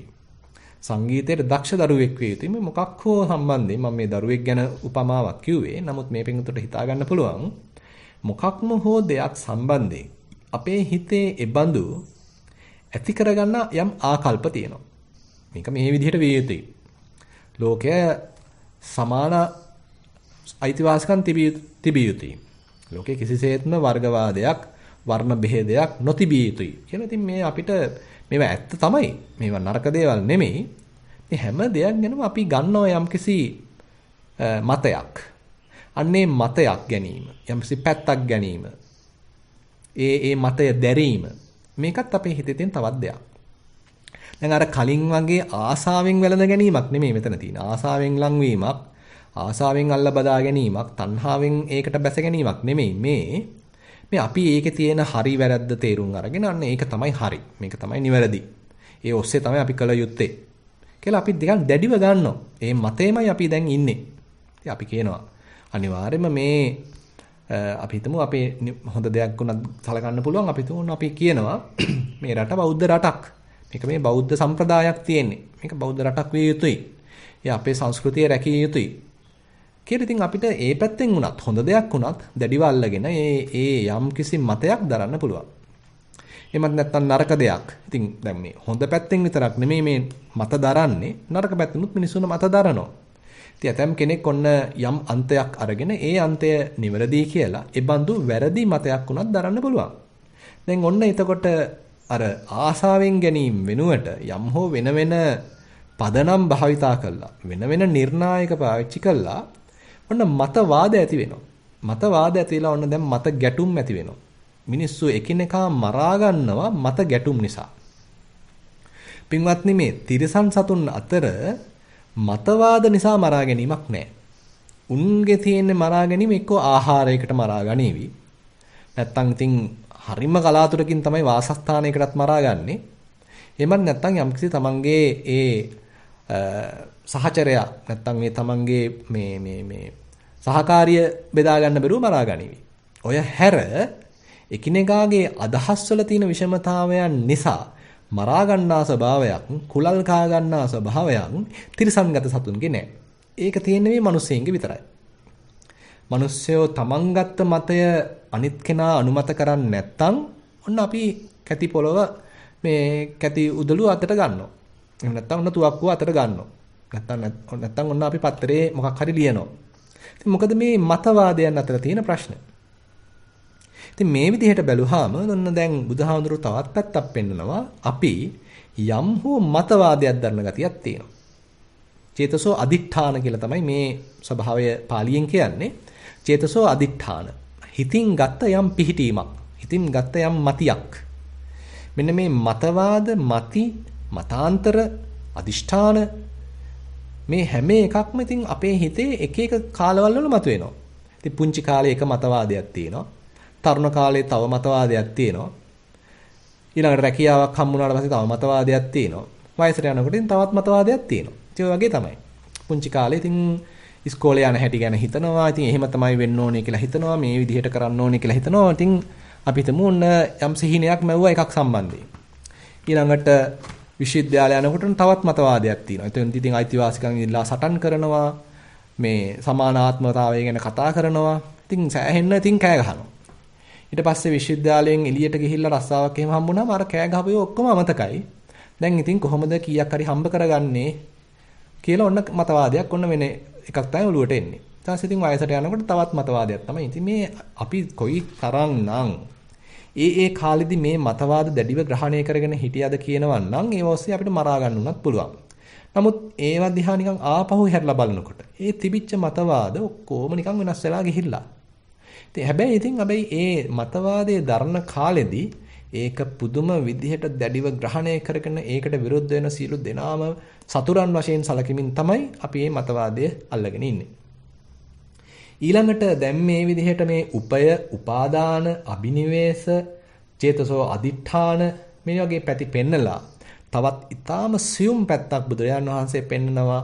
ඒ තමයි අනුසය කියලා කියන්නේ. ඒ කියන්නේ අපි යම් හෝ රටාවන් වලට කටයුතු කරන්න පුරුදු වෙලා ඒ රටාවේම නැවත අපි කටයුතු කරනකොට ඒ රටාව නිකන් අපේ හිතේ ඇඳෙන ගතියක්. අපේ හිතේ මුල් බැස ගන්නා ගතියක්. අපේ හිතේ ඒක නිකන් හරියට මේ කැටයන් කැපුවා වගේ ඒකම බින්න බැස්ස ගතියක් ඇති වෙනවා. ඊට පස්සේ ඊට පොඩ්ඩක් ආසන්නෙන් ඒ බඳු කටයුත්තක් මතු වුණා නම් අර අපේ හිතේ ඇඳිච්ච ඒ රාමුවට අනුරූපව තමයි දැනුත් අපි ක්‍රියාත්මක වෙන්නේ. ඉතින් මේක නවීන විද්‍යාවනුත් ඉතින් හොයාගෙන තියෙන ඔය මේ ඉලාස්ට්‍රිසිටි එහෙම කියලා. කෙසේ නමුත් බුදුරජාන් වහන්සේ මේ අවුරුදු 2600කට කලින් කියන්නේ මේ අපි අර එකම රටාවකට ඒ අරමුණට ප්‍රතික්‍රියා දක්වනකොට ඒ අරමුණ සම්බන්ධයෙන් අපේ හිත තත්වගත වීමක් සිද්ධ වෙනවා. පුරුද්දකට දැන් යන ගතියක් තියෙනවා. ඒ තත්වගත වීම නිසා ඊළාට අපි ඒ බඳු අරමුණක් ඉදිරිපත් වෙන හැම වාරයකදීම අපි කටයුතු කරන්නේ අර අපේ හිතේ ඇඳිච්ච රටාවට අනුකූලවයි. ඒකෙන් බාහිරව අපිට දැන් හිතා ගන්න අමාරුයි. අපේ හිත හැමතිස්සෙම අපේ හිතේ කාලයක් තිස්සේ පැවතිච්ච අන්නේ රටාවට තමයි දැන් වැඩ කරන්නේ. ඉතින් මෙන්න මේ රටාවලට අපේ හිත අහු වෙන ගතිය. ඒ රටාවලට අනුකූලවම මේ හිත ප්‍රතික්‍රියා දක්වන ගතියකුත් තියෙනවා. ඉතින් මේවා හරිම සූක්ෂමයි. අපි හිතන්නේ මම තමයි තීරණය ගත්තේ, මම තමයි එතෙන්දී හරි වැඩේ කළේ. හැබැයි ඉතින් මේ ඔක්කොම අර යට තියෙන ඒ රටාවලට අනුකූලව තමයි මේ හිත වැඩ කරලා තියෙන්නේ. ඉතින් කොයි තරම්නම් සූක්ෂමව අපේ හිත අහු වෙලා තියෙනවද මේ යට වැඩ කරන රටාවන්ට. යට වැඩ කරන යම් පුරුදුවලට. මේ පුරුදුවල ඇබ්බැහිවල රටාවල රූකඩයක් බවට පත් වෙලා තමයි ඉතින් අපි මේ කටයුතු කරලා තියෙන්නේ. ඉතින් මෙන්න මේ වගේ බුදුරජාණන් වහන්සේ ඔන්න මේ කච්චානගොත්ත සූත්‍රයේදී බොහෝම ගැඹුරු මනෝවිද්‍යාවක් පෙන්ලා දෙනවා. අපිටම අපේ හිත ගැන එහෙමනම් බලන්න පුළුවන් මෙන්න මේ වගේ පැති මේකේ තියෙනවා නේද? මේ තරම්නම් බොහොම සූක්ෂම පැත්තක් මේ අපේ හිතේ තියෙනවා නේද කියලා කෙනෙකුට බොහොම අවංකව බලන්න පුළුවන්. ඉතින් මේ අවංකව බලන්න පුළුවන් පරිසරය තමයි බුදුරජාන් වහන්සේ සතිපට්ඨානකින් හදලා දෙන්නේ. දැන් ලොකු කතන්දරයක් දැන් මම ඉදිරිපත් කළා. එතකොට මේ කතන්දරය එහෙම නැත්නම් මේ ස්වභාවයෙන් අපේ හිත මුදව ගන්න නම් එහෙමනම් යම්කිසි ක්‍රමවේදයක් තියෙන්න ඕනේ. ඒ කියන්නේ අර වගේ බොහොම හැම තිස්සෙම ඇසුරු කරන ද්වයතාවයක් තියෙනකොට යම් අන්තගාමීව අන්තයකට වැටිලා ඉන්න ගතියෙන් අපේ හිත මුදව ගන්න. ඒ වගේමයි දැන් මේ ඉදිරිපත් කරපු අර ලංවීම, බැස ගැනීම, දැඩිව අල්ලා ගැනීම ඊළඟට හිතින්ම ඇති කරගන්නා මති මතාන්තර ඒ වගේමයි හිතේම යට තියෙන ඒබඳු රටා. ඉතින් මේ හැම දෙයකටම හරියන්න පුළුවන් විසඳුමක් තියෙනවද? මේ හැම දෙයින්ම ගොඩ ගන්න පුළුවන් විසඳුමක් තියෙනවද? මේ සියලු පැටලැවිලි වලින් අපේ හිත නිදහස් කරගන්න පුළුවන් ක්‍රමවේදයක් තියෙනවද? අන්න ඒබඳු ක්‍රමවේදයක් තමයි බුදුරජාන් වහන්සේ සතිපට්ඨානයක් වශයෙන් ඒකායන මාර්ගයක් වශයෙන් ඉදිරිපත් කරන්නේ. ඒකායනෝ අයම් භික්කවේ මග්ගෝ සත්තානං විසුද්ධිය. මහණෙනි ඒකායන මාර්ගයක් තියෙනවා, නොවරදින මාර්ගයක් තියෙනවා, ඍජු මාර්ගයක් තියෙනවා, සත්තානං විසුද්ධිය. මේ සත්වයින්ගේ විසුද්ධිය පිණිස. මේ තරම් පැටලිලා, කැළඹිලා, ව්‍යාකූල වෙලා ඉන්න මේ සත්වයින්ගේ විසුද්ධිය පිණිසත් ඒකායන මාර්ගයක් තියෙනවා. නොවරදින මාර්ගයක් තියෙනවා, ඍජු මාර්ගයක් තියෙනවා. කියලා බොහොම અભීත ප්‍රකාශයක් කරලා තමයි බුදුරජාන් වහන්සේ සතිපට්ඨාන මාර්ගයක් ඉදිරිපත් කරන්නේ. එතකොට පින්වත්නි අපිට එහෙමනම් දැන් පොඩ්ඩක් පුළුවන් ප්‍රායෝගික පැත්තට නැඹුරු වෙලා කොහොමද මේ සතිපට්ඨානයක් වැඩිම හරහා මෙච්චර මේ තියෙන ව්‍යාකූලත්වයෙන් අපේ හිත ගොඩ ගන්න හැකි වෙයිද කියලා එහෙනම් බලන්න පුළුවන්. බොහොම විමර්ශනශීලීව අපිට දිහා බලන්න පුළුවන්. ඉතින් අපි පොඩ්ඩක් ඒ සාමාන්‍ය අපි වඩන භාවනාවකින් කොහොමද මේක ක්‍රමානුකූලව මේ හිත ගොඩ ගන්නෙ? ගොඩ එන්නේ කොහොමද? අපි මේ විස්තර කරපු ඒ ව්‍යාකූලත්වයෙන් ඒ පැටලලි සහගත බවින් අපේ හිත මේ සතිපට්ඨානයක් වැඩිම හරහා ගොඩ එනවද කියලා එහෙනම් අපිට පොඩ්ඩක් විමසලා බලන්න පුළුවන්. දැන් පින්වත්නි බුදුරජාන් වහන්සේ සතිපට්ඨානය පටන් ගන්නකොට කියන්නේ කායේ කායानुපස්සේ විහෙරති ආතාපි සම්පජානෝ සතිමා විනය්‍ය ලෝකේ අවිජ්ජා දෝමනස්සං. දැන් කෙනෙක් මේ ඇත්තටම කියනවා නම් සතිපට්ඨානයක් පටන් ගන්නකොට ඉතින් මේ මොකටද කරන්නේ කියලා සමහරවිට කෙනෙක් දන්නේ නැහැ. ඉතින් කෙනෙක් තව කෙනෙක් භාවනා කරනවා දැකලා කරනවා. නැත්තම් ගුරුවරයෙක්ගේ උනන්දුවක් නිසා කරනවා. බණක් අහලා ඒකට ඇති වෙන උනන්දුවක් නිසා කරනවා. ඉතින් මේ වගේ নানা ප්‍රකාර හේතුන් නිසා තමන් භාවනාවකට පෙළඹෙනවා වෙන්න පුළුවන්. නමුත් ඉතින් බොහෝම ගැඹුරින් කියනවා නම් සතිපට්ඨානයක් වැඩිම හරහා එතකොට මේ අද අපි කතා කරපු මේ බොහොම ව්‍යාකූල తত্ত্বය, ඒ පැටලි සහගත බව ටික ටික අපේ හිතින් ගැලවෙන ගතියක්, නිදහස් වෙන ගතියක්. එහෙනම් අපේ හිතේ ඇති වෙන්න ඕනේ කියලා කියන්න ඕනේ. ඉතින් බුදුරජාණන් වහන්සේ පටන් ගන්නෙ බොහොම සරල තැනකින් අපිට කරන්න පුළුවන් තැනකින්. අපිට මේ කොයි තරම් දාර්ශනික පසුබිමක් තිබුණත් බොහොම චින්තාමය ප්‍රඥාවකින් අපිට මේ තියෙන ප්‍රශ්නය අපි තේරුම් කරගෙන හිටියත් අපිට මේක හිතලා නිදහස් කරගන්න නම් බෑ. ඉතින් අපි ඕන තරම් අද ලෝකේ දැනුම තියෙනවා. ඕන තරම් භාෂාව ගැන, විවිධාකාර විෂයන් ගැන ලොකු හසල දැනුමක් තියෙන දැනුමැත්තෝ ලෝකේ ඉන්නවා. නමුත් හැබැයි මේ බුදුරජාන් වහන්සේ පෙන්වන මාර්ගය ඒ හිතලා මතලා හිතින් හිතලා දාර්ශනිකයෙක් බවට පත් වෙලා චින්තකයෙක් බවට පත් වෙලා මේ හිත ගොඩ ගන්න පුළුවන් මාර්ගයක් නෙමෙයි. අදත් ඉන්නවා විද්‍යාඥයෝ ඉන්නවා, දාර්ශනිකයෝ ඉන්නවා, චින්තකයෝ ඉන්නවා.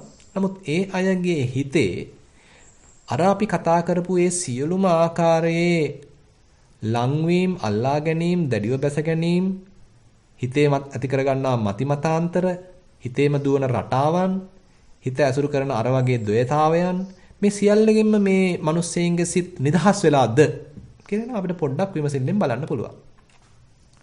නමුත් බුදුරජාණන් වහන්සේ පෙන්වන මාර්ගය ඊට වඩා හාත්පසින් වෙනස් කියලා කියන්න පුළුවන්.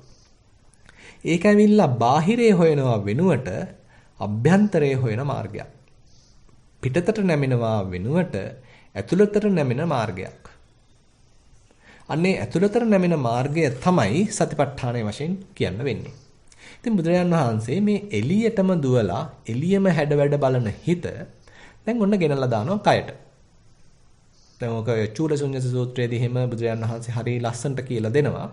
ඒ කියන්නේ අපි මේ නගරයක් ඇසුරු කරගෙන ඉන්නකොට මේ නගරය ආශ්‍රිතව හිතා ගන්න බැරි තරම් ගැටලු රැසක් තියෙනවා. වතුර බිල ගෙවන්න තියෙනවා, විදුලි බිල ගෙවන්න තියෙනවා. දැන් නම් මේ කාලේ අන්තර්ජාලයට ගෙවන බිලත් ගෙවන්න තියෙනවා, ටෙලිෆෝන් බිල ගෙවන්න තියෙනවා.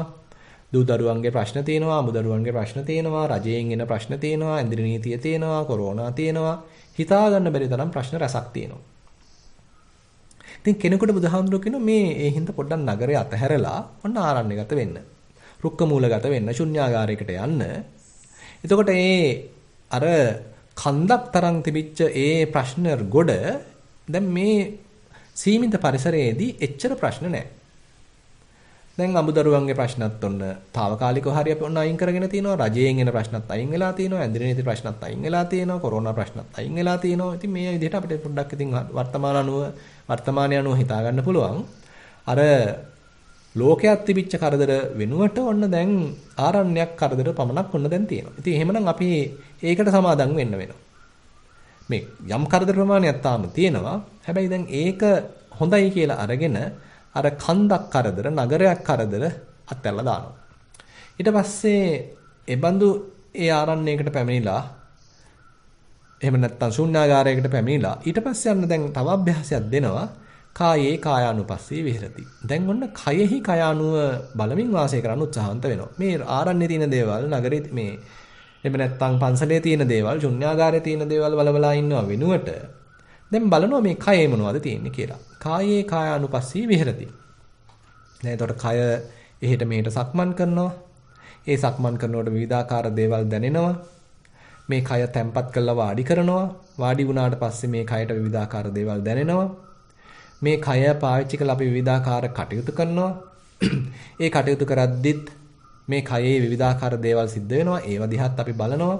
පුළුවන් තරම් කයත් එක්කම යාළු වෙලා ඉන්න ඔන්න උත්සාහන්ත වෙනවා. එතකොට මේ කයත් එක්ක යාළු වෙලා ඉන්න කයටම හිත එන්න පටන් ගන්නවා. අපිට අර ආරණ්‍යයක් බරට තිබිච්ච ප්‍රශ්න, ශුන්‍යාගාරයක් බරට තිබිච්ච ප්‍රශ්න ඔක්කොම ටික පොඩ්ඩක් පැත්තකට ගිහිල්ලා මේ කයේ තියෙන ප්‍රශ්න ටික ඔන්න එන්න පටන් ගන්නවා. ඉතින් කය අතන රිදෙනවා, මෙතන රිදෙනවා.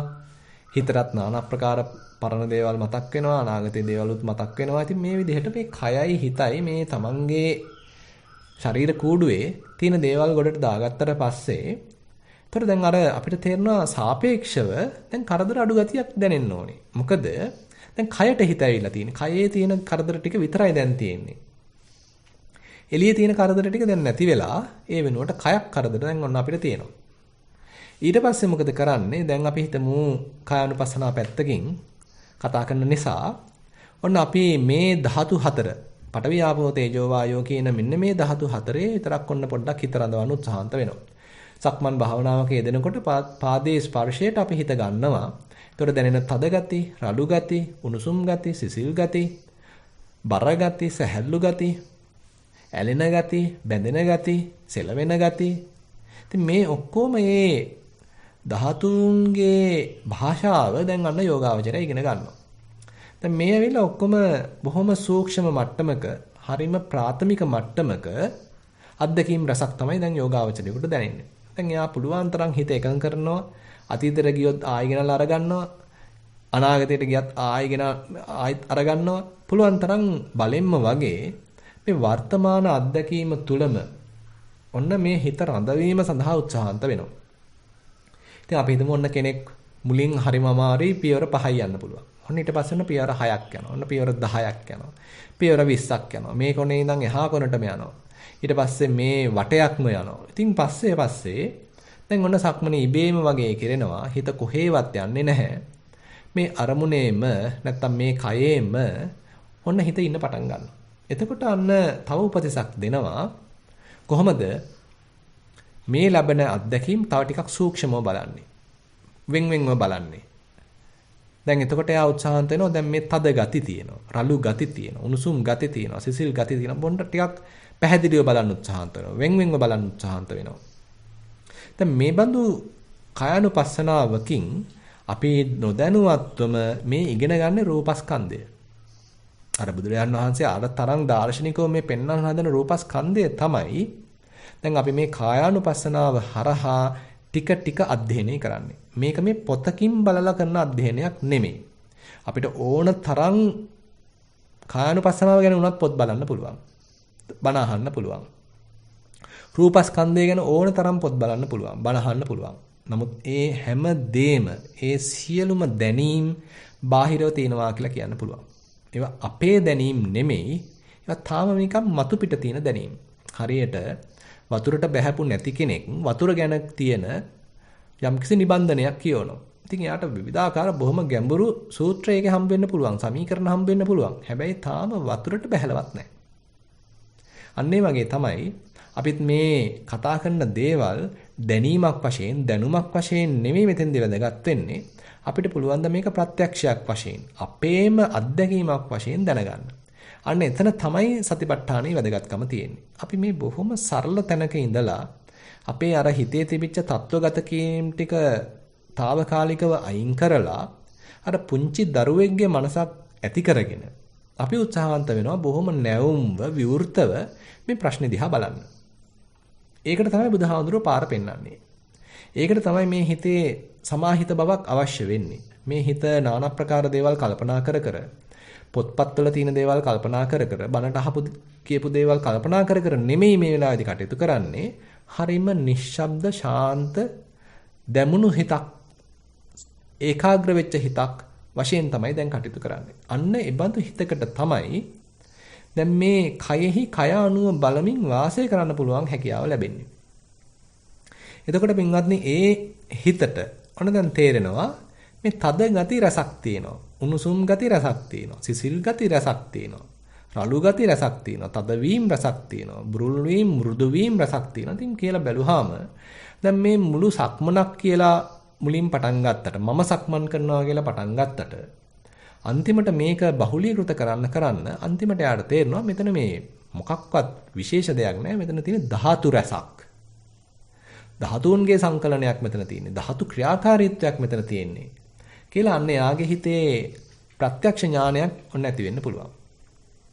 ඒ වගේම ඔන්න අපි හිතමු කෙනෙක් වේදනානුපස්සනාවක් වඩනවා. ඒ වේදනානුපස්සනාවක් වඩන්න එයා මේ විවිධාකාර සැප වේදනාවන්ගේ යථා ස්වභාවය තේරුම් ගන්න උත්සාහන්ත වෙනවා. දුක් වේදනාවන්ගේ යථා ස්වභාවය තේරුම් ගන්න උත්සාහන්ත වෙනවා. උපේක්ෂා වේදනාවන්ගේ යථා ස්වභාවය තේරුම් ගන්න උත්සාහන්ත වෙනවා. දැන් මේ එයා අධ්‍යයනය කරන්නේ අන්න අර කතා කරපු වේදනා ස්කන්ධය. අපි දැන් අර මුලින් විස්තර කරපු අර ගොඩවල් පහෙන් දෙවනි ගොඩ.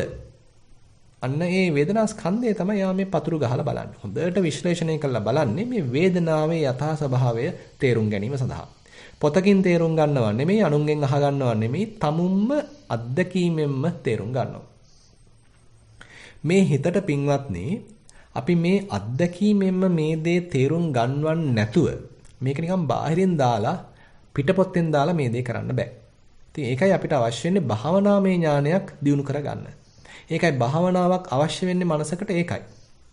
ඉතින් භාවනාමය ඥානයක් වැඩුණාට පස්සේ සමහර විට ඒ අන්තිම පිම්ම පනින්න සමහරට සුතමේ ඥාණයෙන් ඒ අවසාන ඉලක්කය සපිරෙන්න පුළුවන්. ඒකේ වැරද්දක් නැහැ. ඒකේ ප්‍රශ්නයක් නැහැ.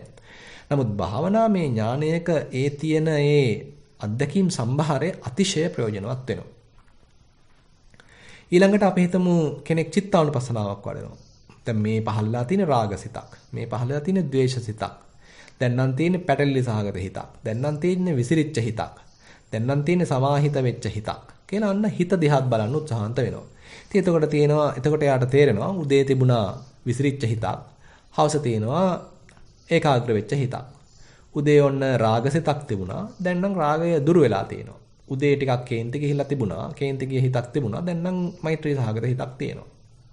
ඉතින් මේ විදිහට අන්න යා මේ හිත දිහාත් ක්‍රමානුකූලව අධ්‍යයනයක් කරනවා. හිත දිහාම බලනවා. හිත දිහාම සතියෙන් බලනවා. හිත දිහාම සතියෙන් බලන්නත් අර අපි වේදනාවන් දිහා බලනකොට වේදනා ගැන යම් වැටහීමක් අවබෝධයක් ලැබුණා වගේ අපේ මේ හිත දිහා බලන්නත් නැවත දකින්නත් හිත ගැනත් සෑහෙන්න ඕන අවබෝධයක් එන්න පටන් ගන්නවා. චිත්තානුපස්සනාවක් කියලා ඉතින් අපි කියනවා දැන් මේ අපි ඉගෙන ගන්නේ විඥානස්කන්ධය කියලා කියන්න පුළුවන්. අර අපි කතා කරපු ගොඩවල් පහෙන් චිත්තානුපස්සනාවක් කිරීම හරහා අන්න අර විඥානස්කන්ධයේ ස්වභාවය විඥානයේ වැඩ කරන්නේ මොන වගේද අපේ හිත වැඩ කරන්නේ මොන වගේද කියලා යම් පමණක වැටහීමක් එන්න පටන් ගන්නවා. ඊට පස්සේ ඒක වර්ධනය වෙලා ඒක තව සූක්ෂම වෙලා තමයි කෙනෙක් ධම්මානුපස්සනාවකට පිවිසෙන්නේ. අන්න එතකොට තමයි සංඥා ස්කන්ධය සංස්කාර ස්කන්ධය ගැන පුළුල් අවබෝධයක් එන්න පටන් ගන්නෙ. ඉතින් එතකොට පින්වත්නි බැලුවාම මෙන්න මේ සතර සතිපට්ඨානයන් වැඩිම හරහා ක්‍රමානුකූලව අපිට මේ ස්කන්ධ පංචකය සම්බන්ධයෙන් හොඳ තහවුරු වීමක් හොඳ අවබෝධයක් අපේම නුවණක් ප්‍රත්‍යක්ෂ අවබෝධයක් එන්න පටන් ගන්නවා. ඉතින් එතකොට තේරෙනවා මේ බුදුරජාන් වහන්සේ සතිපට්ඨානය දේශනා කරන්නේ නිකන් නෙමෙයි අර තමන් වහන්සේ පෙන්නපු ඒ පුළුල් දර්ශනය අපිට ප්‍රත්‍යක්ෂයක් වශයෙන් අපේම අත්දැකීමක් වශයෙන් අපේම අවබෝධයක් වශයෙන් අපි තුල දියුණු කර ගැනීම පිණිස තමයි සතිපට්ඨානය දේශනා කරලා තියෙන්නේ. ඉතින් එතකොට මෙතනින් බුදුරජාන් වහන්සේ නතර වෙන්නේ නැහැ. දැන් මේ සතිපට්ඨානයේ ගැඹුරු හරියකට ඊළඟට යනවා. බුදුරජාන් වහන්සේ කියනවා ඉති අජ්ජත්තං වා කායේ කායනුපස්සේ විහෙරති බහිද්ධා වා කායේ කායනුපස්සේ විහෙරති අජ්ජත්ත බහිද්ධා වා කායේ කායනුපස්සේ විහෙරති. අපි කායනුපස්සනාව ගැන විතරක් කතා කරමු. එතෙන්දී ඔන්න තමන්ගේ කයේ කියලා සලකන මේ කොටසේ තියෙන ධාතු ස්වභාවයන් හොඳට විමර්ශනය කරලා බලනවා විමසලි නුවණකින් බලනවා. බාහිරෙත් ඒ වගේම දෙයක් නේද තියෙන්නේ කියලා අනුමාන ඥානයකින් බලනවා. ණය විපස්සනාවකින් බලනවා. ඉතින් අජ්ජත් බහිද්දා කියලා මේ දෙක එකට දාලත් ඔන්න බලනවා. දැන් පින්වත්නි මේව බලන්න දැන් මොකද්ද අපේ හිතේ සිද්ධ වෙන පරිවර්තනය? අර අපි කලින් බොහොම බරපතල විදිහට දරුණු විදිහට මේ අජ්ජත් බහිද්දා කියලා බෙහෙදයක් හදාගෙන මම අනුන් කියලා බෙදාගෙන ද්වේතාවයකට අහු වෙලා අන්තගාමී වෙලා හිටියා. නමුත් දැන් මේ ඔන්න අජ්ජත් වහ කියලාත් බැලුවා බහිද්දා කියලාත් බැලුවා දෙක එකට දාලා කලවම් කරලාත් බැලුවා. මෙහෙම බලන්න මොකද වෙන්නේ? අර අජ්ජත් බහිද්දා බෙහෙදය පොඩ දිය වෙලා යනවා. දැන් තේරෙන්නේ නැහැ යෝගාවචරයට දැන් මේ දකින්නේ ඇතුලේ තියෙන අත්දැකීමක්ද පිට තියෙන අත්දැකීමක්ද කියලාවත් තේරෙන්නේ නැහැ. එයාට මොනවාදෝ යම් දැනීමක් තියෙනවා. යම් ධාතු සංඥාවක් තියෙනවා. ධාතු ක්‍රියාකාරීත්වයක් තියෙනවා. නමුත් ඒ මොහොතේදී ඒකේ පාටක් නැහැ. ඒ මොහොතේදී තියෙන තැනක් ගැන වැටහීමක් නැහැ. කාලයක් ගැන වැටහීමක් නැහැ. හැබැයි ධාතු සංඥාවක් තියෙනවා. දැන් අන්න අර අපි දැඩිව ග්‍රහණය කරගෙන හිටියේ අන්ත අජ්ජත් බහිද්දා කියන අන්ත ඔන්න සම්පූර්ණයෙන්ම ගැලවිලා ගිහිල්ලා ඒ අන්ත වලින් නිදහස් වෙච්ච සරල හිතක් අන්ත වලින් නිදහස් වෙච්ච විමුක්ත සිතක් අන්ත වලින් නිදහස් වෙච්ච අවබෝධයකින් යුක්ත සිතක් ඉඩකඩ සහිත සිතක් අන්න කෙනෙක් යෝගාවචරයක් අත්දකිනවා. ඉතින් බුදුරජාන් වහන්සේ මේ අජ්ජත් බහිද්දා කියලා බලන බැල්ම කයට පමණක් නෙමෙයි ඔන්න වේදනාවන් වලටත් කියනවා. ඉතින් අජ්ජත්තං වා කායේ වේදනානුපස්සී විහෙරති. ඉතින් අජ්ජත්තං වා වේදනාසු වේදනානුපස්සී විහෙරති. බහිද්දාසු වේදනාසු වේදනානුපස්සී විහෙරති. මේ ඇතුළත පහට ගන්නා වේදනාවන් සම්බන්ධිනුත් එයා හොඳට විමර්ශනශීලීව බලනවා.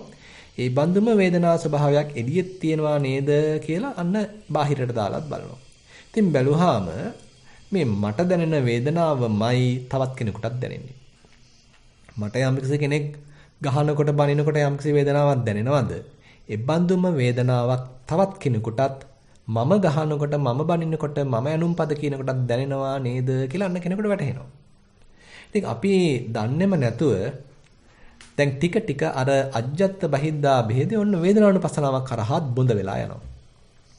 ඔන්න හිත දිහාත් බලනවා. හිතේත් මේ දේවල් හටගන්න ආකාරය විවිධාකාර කෙලෙස් ස්වභාවයන් හටගන්න ආකාරය ඒ කෙලෙස් වලට වසඟ වෙලා අපි ක්‍රියාත්මක වෙන ආකාරය ඒ කෙලෙස් වලින් නිදහස් වුණාට පස්සේ අපි බොහොම සාමකාමී වෙන ආකාරය මේ හැමදේම අපේම හිතේ අත්දැකීමක් වශයෙන් අපි තේරුම් ගන්න මෙන්න මේ බඳුම ස්වභාවයක් නේද මේ අනිත් මිනිස්සෙක් ගාවත් තියෙන්නේ වෙනත් සත්වයෙක් ගාවත් තියෙන්නේ කියලා අන්න අපිට මේ අනුමාන ඥානයකින් තේරෙන්න පටන් ගන්නවා.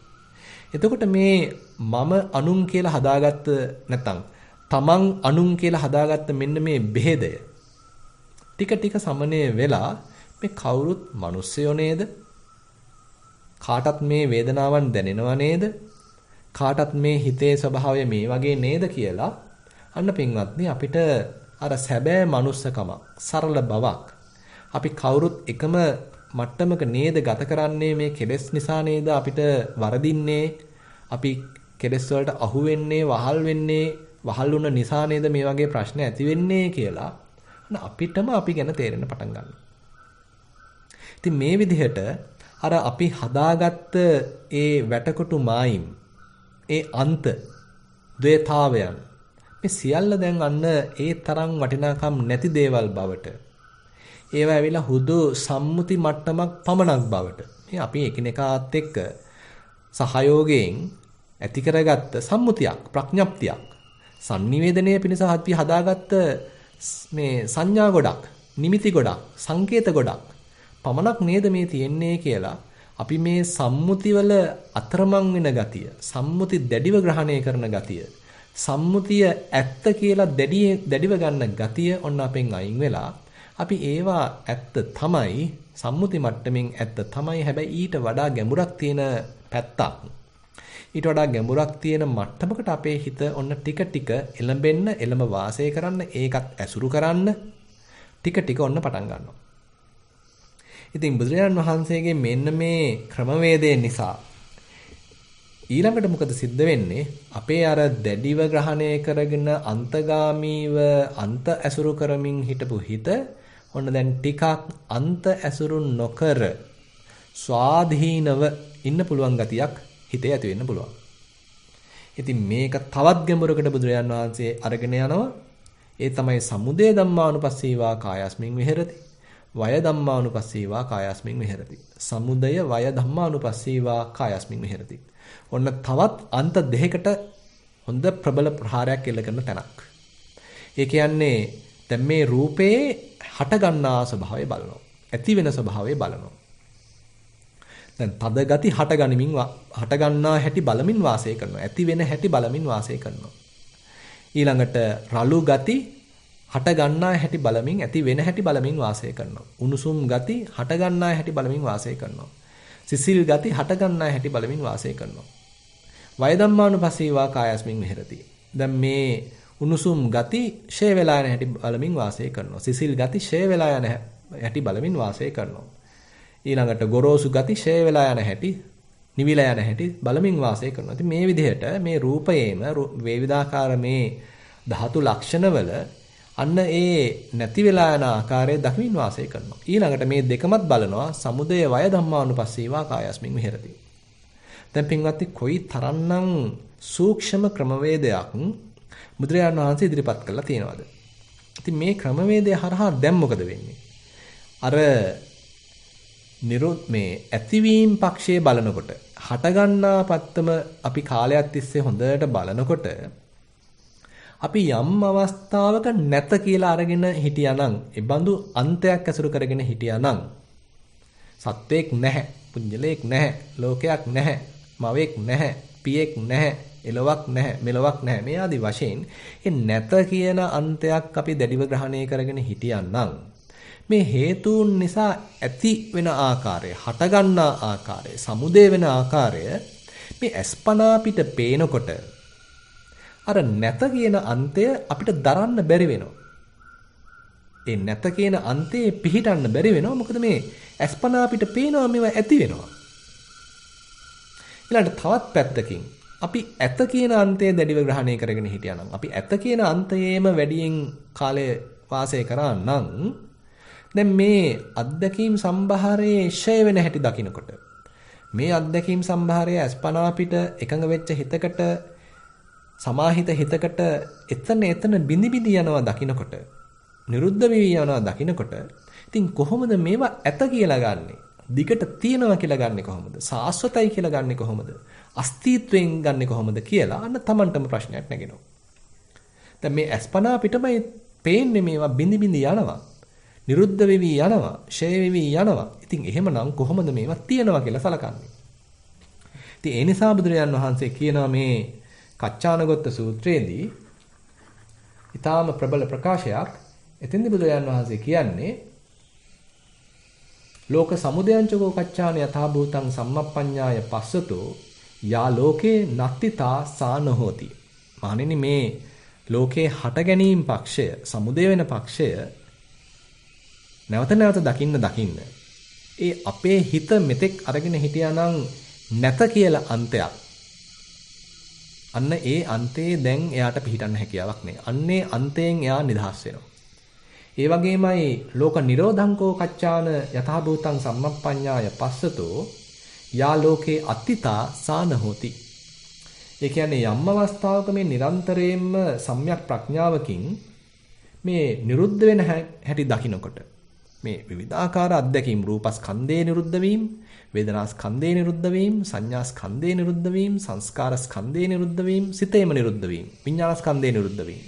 මේ විදිහට මේ නිරුද්ධ වෙන හැටි, බිඳලා යන හැටි, ඡය වෙලා යන හැටි, වැය වෙලා යන හැටි දකින්න මේ දේවල් දිගට පවතිනවා කියලා යම්කිසි සාස්වත දෘෂ්ටියක් ඇවිල්ලා තියුණා නම්, ඇත කියන අන්තයක් අල්ලන් තිබුණා නම්, පවතිනවා කියලා අන්තයක් අල්ලන් තියුණා නම්, අන්නේ බඳු අන්තයක පිහිටන්න බැරි බවක්, පිහිටන එක සුදුසු නැහැ නේද කියලා එයාටම ප්‍රත්‍යක්ෂයක් වශයෙන් වැටහෙන බවක් ඇති වෙනවා. දැන් ඒ නිසා මෙන්න මේ කතා කරන සමුදය ධම්මානුපස්සීවා කායස්මින් විහෙරති, වය ධම්මානුපස්සීවා කායස්මින් විහෙරති, සමුදය වය ධම්මානුපස්සීවා කායස්මින් විහෙරති.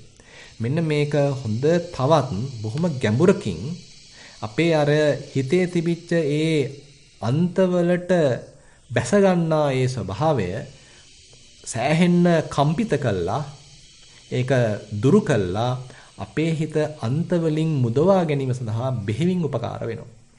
එතකොට මේ බඳු ඥානයකට සාමාන්‍යයෙන් ධර්මයේ කියනවා නිබ්බේධික උද්‍යප්පයානුපස්සනාවක් කියලා. ඒ කියන්නේ උදය වය ඇතිවීම නැතිවීම ස්වභාවය දකින ප්‍රඥාවක්.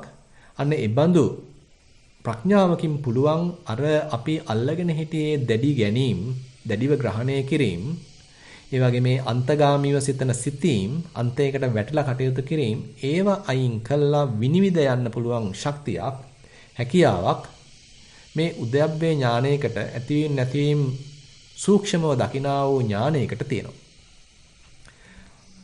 අරියා නිබ්බේධිකාය කියලා කියනවා. ආර්ය වූ උතුම් වූ විනිවිද දක්නාසුළු වූ ඥානයක් තමයි අන්න එතන තියෙන්නේ.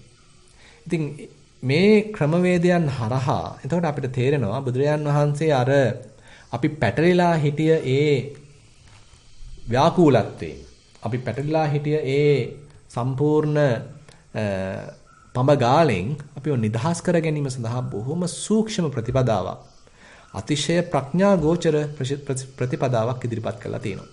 ඉතින් පින්වත්නි අපි අද යම් පමණකට මේ කච්චානගත සූත්‍රය හරහා අපි තව ටිකක් ඉස්සරහට ගියා. ඉතින් අපි තවදුරටත් විමසලා බලමු කොහොමද තව බුදුරජාණන් වහන්සේ අපේ හිත නිදහස් කරමින් මේ ලෝකෝත්තර සම්මාදිට්ඨියක ඉස්සරහට අරගෙන යන්නේ කියලා අපි ඉදිරියට සාකච්ඡා කරමු. අද අපි එතකොට සාකච්ඡා කරේ බුදුරජාණන් වහන්සේ පෙන්වන මේ ප්‍රායෝගික පැත්ත. ඒ ප්‍රායෝගික පැත්ත හරහා කොහොමද අපේ හිත ටික ටික අර ද්වේතාවයකින් නිදහස් වෙලා ඉස්සරහට එන්නේ කියන කාරණය. ඉතින් අද මේ අපි ඉදිරිපත් කරපු කාරණා මේ පින්වතුන්ගේ භාවනාව ඉදිරියට කරගෙන යාමට විශ්වාසය ඇතිවීම පිණිස, ධෛර්යය ඇතිවීම පිණිස තවදුරටත් හේතු වේවා කියලා ප්‍රාර්ථනා කරමින් අද දෙන ධර්ම දේශනාව අවසන් කරනවා. සියලු දෙනාටම තෙරුවන් සරණයි.